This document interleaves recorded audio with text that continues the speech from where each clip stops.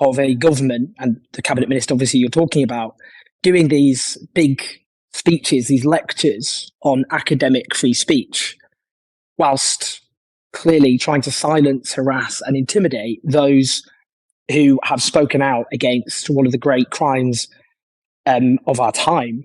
And it just shows, I think, the not just the hypocrisy, but the deceits which has always underpinned this claim that the government is trying to safeguard academic free speech when they're seeking to intimidate academics. This is the beginning of a new campaign here, because what the right should never have been able to steal the garbs of free speech and all the rest of it. You know, the way they tried to redefine it was the right of powerful people to say often bigoted, prejudiced, worse, more extreme things than that about minorities that are marginalized without any right of anyone to respond to what they said.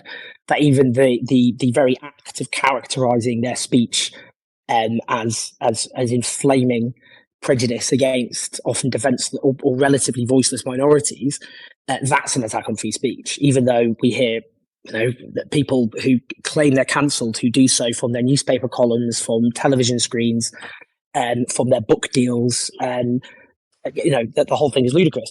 I think we should start a new campaign for actual free speech. I think it's born out of what we're seeing at the moment, which is, throughout history, it's always been progressives who defended actual genuine free speech and the right of free academic inquiry, which is what the government doesn't want. And I just wonder if it's now the beginning of given they have tried to turn this on us, that we build a broad-based campaign where we actually use this as a case study of how the government has tried to shut down free speech. And the reason I say that is, they claim that this idea of cancel culture, which they've claimed is intimidating often powerful people who keep their powerful positions, is some new phenomenon.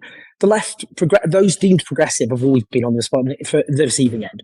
You had the first Red Scare back after World War One, in which you had deportations, arrests, academics being intimidated, and you had, of course, McCarthyism, which was known as the second Red Scare at the time. There's a long tradition